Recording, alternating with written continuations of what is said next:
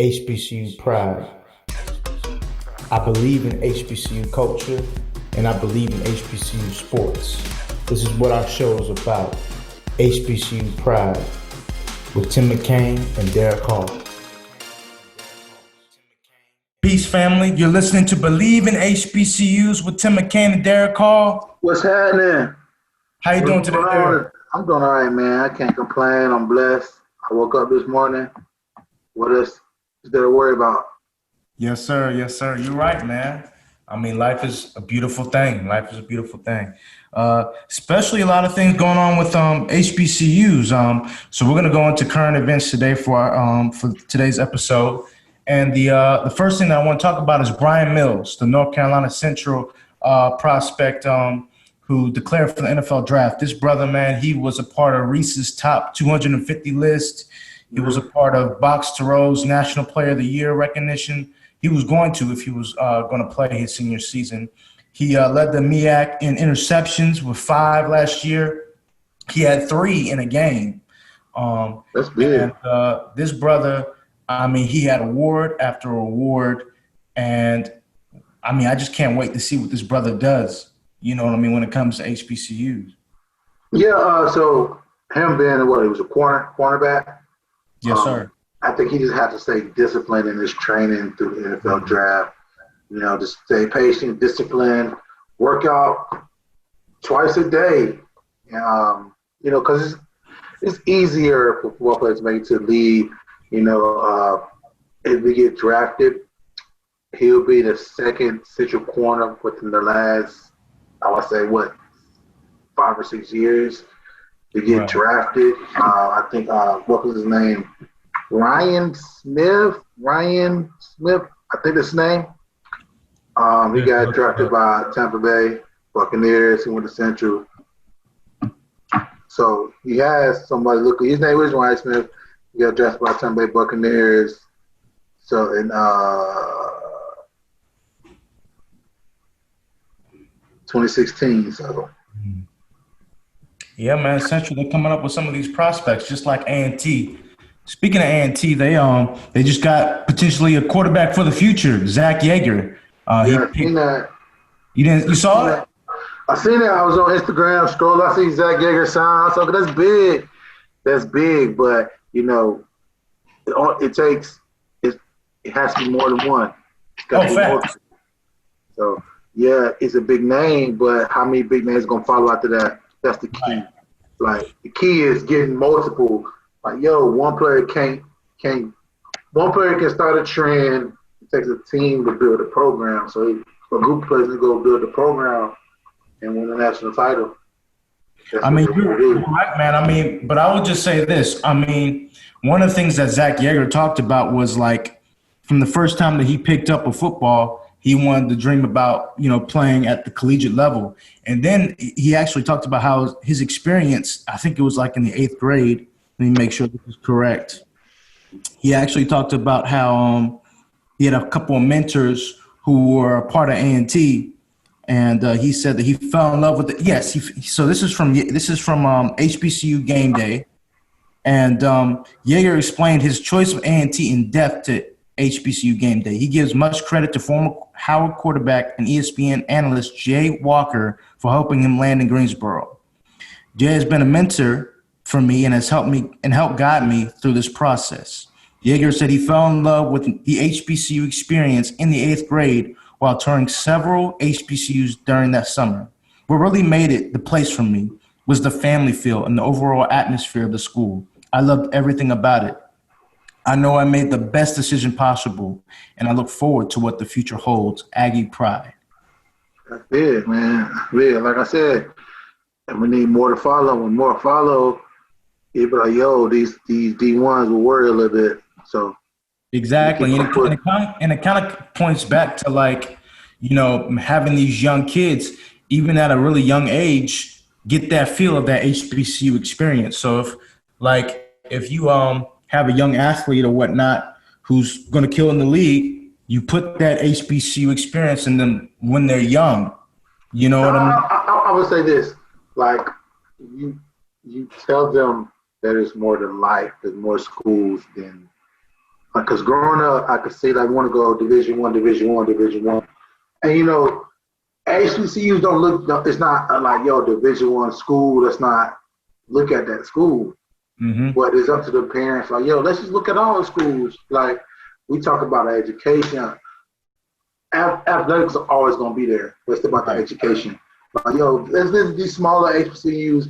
I think that's the key. If you get them there and they visit, most likely they'll want to sign or love the coach. So I agree. I think visit them. Let them visit the campus when they're young. But also look at it this way: when you see you'll see a lot of kids wearing like Duke apparel, UNC Chapel Hill apparel, State apparel. Just here in the North Carolina area, you see a lot of parents who love sports. They ingrain kind of that sports culture at a young age. And I think that could be potentially a way also to where people like, hey, look, like a Hampton shirt. You know what I'm saying? Oh, that's kind of dope. You see Hampton, you know what I'm saying? Winston-Salem State when they're young, you know what I mean? Take them to some of the games, get the feel of it. I'm telling you, brother, that would be a way for some of these young cats to potentially join HBCU programs. Yeah, definitely. I think they will. I think most kids are like scared. So they're just waiting for like, I can win with this many people. I think they want to go alone. They want star players to come with them. Just like this how Zion and RJ did. They met up at a camp. They started talking, like, what school you going to? Let's go do what we're going to do together. I think, kids need to start doing that. Well, let's go to HBCUs together. Right. I think that's the way. I think if they do that, it can happen. For sure, man. I want to get into another current event that happened. Lou Brock, he was the first player from an HBCU to go to any Hall of Fame. Lou Brock. He played for the Chicago Cubs for a few seasons and mainly for the St. Louis Cardinals for about 16 seasons. This brother, he led the league. He actually led the league in steals for 6 or 7 straight years. By the time he retired, he was the all-time base stealer. This man was an incredible player. Matter of fact, he was the first, I think in 1959, he actually won a championship. And I think it was the first one. It was the national. Let me make sure I get this correct.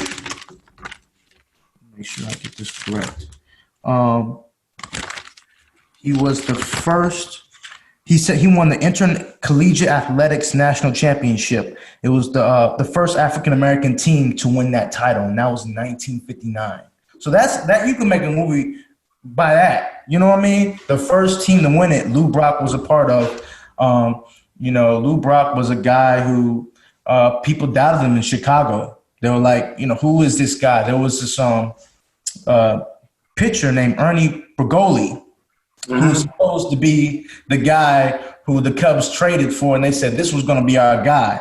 They're like, Ernie Bergoli is going to be the guy. Lou Brock he just didn't pan out. But when he went to St. Louis, Johnny Keane, the general manager at the time, believed in him. And that belief in Lou Brock gave Lou Brock the confidence to steal bases because the Cubs didn't allow him to do that. So he was able to be his exceptional self and to be the first HBCU player to go to any hall, I think, or to go to, when I say any hall, the first HBCU player to go to a hall in baseball, that's big time. Yeah, baseball is big time, considered that, it has always been the all-white sport, per se. So that definitely is big, but, I think we need more black people to play baseball, too, as well. And they can bring baseball back in HBCUs, too, as well. I know. You know what? You're right. I know some HBCUs, they don't really have baseball teams. Some do really start bringing that back. I think as a black community, we need to start playing baseball more. Even though we get mad, want to fight, if a ball hits us. But you know that I think That happens, period, though, right? it happens. Period. I think it happens because we don't play the game and we're not used to that. Like we're not used to that may happen. Like in football, you play football, you're used to somebody, a teammate falling on your leg or something going wrong. But in baseball, we're not used to that because they don't play it. Well, I'm gonna just tell you this, there. When it comes to baseball, baseball was really the first national sport that really gave the way for integration in sports. And people don't always recognize that. I mean, yeah, they'll talk about Jackie Robinson, but they don't really talk about like the matter of fact, not only was Jackie Robinson the first, player to be integrated, really baseball was really the first sport where African Americans actually own their own league, the Negro leagues. And nobody talks about that either. So while baseball is no longer a sport that has black athletes or the same level of black excellence, even though there are some, we need to recognize the baseball players that actually are in the league. However, it used to be a sport that was dominated by not just Caucasians, but by African Americans. And then we saw Latinos and we saw Afro-Latinos in the sport now. But I'm just telling you, man, baseball was our sport in the beginning, man, and it just kind of dwindled after integration started. And then also we saw more African Americans playing basketball because basketball was segregated. I don't want to say it dwindled. I think interest shifted to like other things. Like baseball, I guess, cool.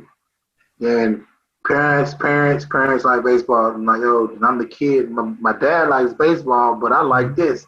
Right. So the momentum shifted. And probably still play baseball. Like I still like baseball to this day, but my momentum shifted to these other sports where I love this more than baseball. That's all it is. I don't think I'm momentum. It just our interest, it kind of peaked. And baseball, it shifted. Yeah, in baseball, there's a few things that happen with baseball, and I think with African Americans. One, baseball wasn't a part of our popular culture. It didn't make that shift. So, when Magic, because what happened really was the 70s, basketball was not the same. You know what I mean? Basketball, it was the ABA and the NBA. In the 80s, Magic Johnson and Larry Bird, they kind of re-upped the sport. And then in the 90s, you had Michael Jordan. I mean, when you think about... I think those sports, like the black people became the stars. Exactly. I think, during the mid-90s, what baseball failed is if they wanted to bring the black youth back to the sport, I felt like they should have promoted the kid more. The kid had his own shoes. The kid was the truth. Okay. Ken Griffey was just the biggest star. Okay, and also he was a big star. He was a big star for baseball, but he should have been a bigger star during that time. Like that people was going to the baseball game for Ken Griffey. Yeah, man. You know what, too? Also, and I think this is something, too, that people really don't really recognize. They kind of recognize it, but they don't. But baseball still had, one of the biggest stars was a biracial kid in Derek Jeter. And Derek Jeter during that time was there, but during the early 90s, mid-90s, Derek Jeter was still like a young kid. He wasn't, I think after he started winning championships, but he started winning championships for the Yankees, so nobody's like, we love you, but we hate the Yankees. What are we going to love you more? No, they're going to hate the Yankees more. So I think that's what slowed his momentum down. And, he definitely was popping too. Yeah, man, he definitely was. Derek Jeter. And then you see a lot of the Afro-Latino influence too that we gotta recognize too.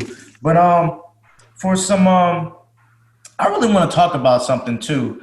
When it comes to HBCUs in the NFL, a lot of people feel like there isn't recognition when it comes to HBCU, but the NFL gives recognition to HBCUs. They create programs for people not only who want to play in sports, but also in sports administration. Matter of fact, Florida Memorial just joined the NFL Campus Connection program to help educational initiatives. So I just wanted to say that. They also have done things like the NFL Roden Fellows to increase career opportunities for students from HBCUs and other programs. This was a report done by the Undefeated. And I just wanted to shout that out because, like, Derek, in your opinion, do you feel like, honestly, when it comes to football, HBCUs, and the NFL, there's a richer history of the NFL working with HBCUs compared to the NBA and HBCUs. And you see the same thing with players. And then when you compare HBCU players from the NFL to the NBA, there's a vast difference. There's a vast difference. I think the NFL knows where its bread and butter is, in the sense of you can't bite the hand that carried the game for a long time. Even though HBCUs don't much carry the game as for the star power that they have, but for like 40 years to like mid to early 90s to the early 90s. HBCU players was the head honchos in the NFL, like Jerry Rice, Mean Joe Green was, Walter Payton was still reigning supreme, Shannon Sharp, just to name a few. Yeah, so during that, NFL knows, like, yo, if we want the HBCUs, our star power wouldn't be as much as it is. It just, now HBCUs are not. There's a few players that trickle that make it through. It's just the players really come from Division I schools where they get promoted more, they see more. NFL scout will be more inclined to drive to LSU in Southern, you know. So, and that's in the same city. So I think that there need to be more scouts. Like, yo, your job is strictly go scout HBCUs in the Southwest Division. Because, the scouts, you get your whole region, like you West Coast region, they see you out there, and you hit as many schools as you can in like 2 weeks before you come on and give a report. So, and I'm not sure I have to work like that, but it's similar to that. So I think we need more HBCU scouts. Like, go scout this player, go get that tape. What it also does with the coaches at HBCUs, like, yo, promote your kids more, make your kids feel like they can make it too as well. So it goes both ways. You're right. It really does. It goes both ways. I think you have to, like we've said before, man. I mean, the main thing is we have to invest money into that so there can be more scouts, so there can be more programs that promote HBCU sports.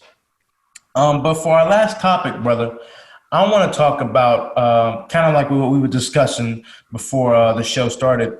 The best sports era in basketball. So I was doing, different research, and you can look at different things. Like you look at the best HBCU coaches from a basketball perspective, or the best basketball players from HBCU perspective.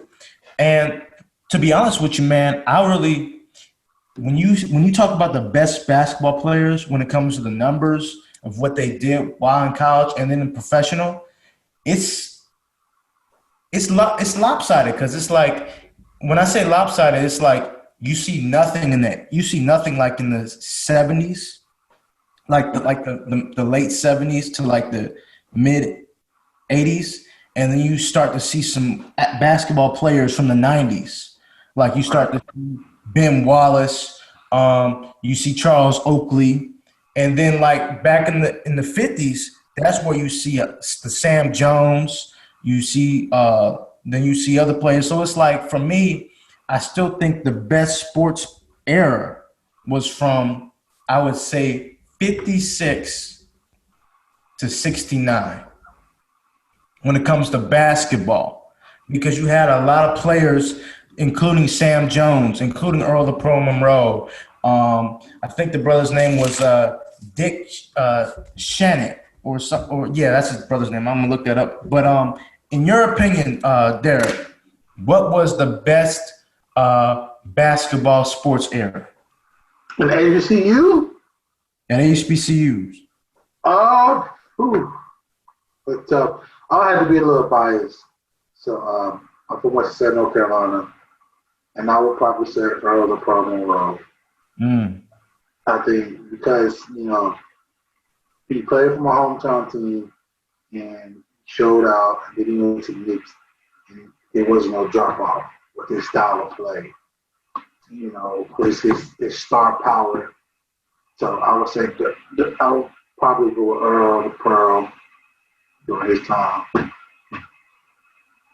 I feel you. Don't forget Cleo Hill Sr. He actually could have been a great basketball player in Boston, but I'm gonna tell you, man, like integration during that time period, he kind of got kicked out because of the color of his skin, man. Like he was not given the same opportunities. When you look at basketball really, it took some time for brothers to really be respected in the league. And Cleo Hill was one of those guys who was a great player at Winston-Salem State, who was kind of blackballed by politics and stuff like that. So I want to acknowledge Cleo Hill Sr. and Cleo Hill Jr. is actually the head coach of Winston-Salem State right now. So I want to shout out Winston-Salem State for that. But I don't know, bro. Let me make sure I have this. Make sure I have the brother's name from the 50 diction. Let me see. Who name you looking for? I'm looking for the top HBCUs. I want to make sure that I have this correct. It's the top HBCU because when I talk about sports era, there, what I really want to do is I look at like the top basketball players from that sports era and the top basketball coaches from the sports era. And to be honest with you, you see more football. When you type up on Google search, you'll see football, HBCUs. And then when you look at basketball, you have to really dig a lot deeper into that. You definitely have to get a lot deeper into that. But also, I think, we also need to define what do you mean by top basketball player, top program? What do you want your program to be based on? What do you want your kids to succeed?